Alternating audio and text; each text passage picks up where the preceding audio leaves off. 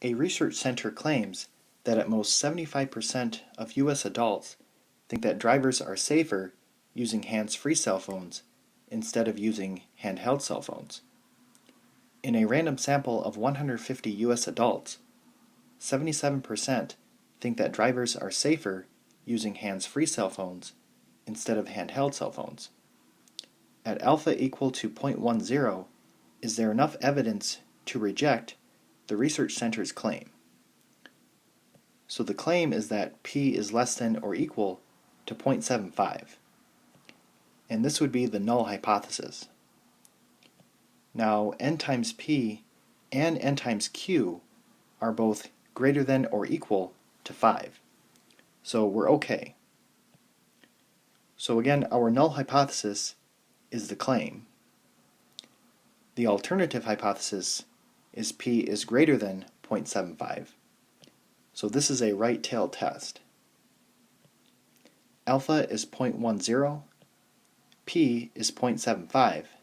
To find x, we have to take the 77% and multiply it by the sample size of 150. So we get 115.5, but this has to be a whole number. So we round this to 116. N is 150, and this is a right-tailed test. So now let's go to the calculator. So I go to Stat and select 1-prop z-test. So p is 0.75, x is 116, n is 150. This is a right-tailed test, and then I press Calculate. So z is 0.66, and my p-value is 0.2546. So this is what our picture looks like. Now 0.2546 is greater than 0.10, so our p-value is greater than alpha. So we fail to reject the null hypothesis.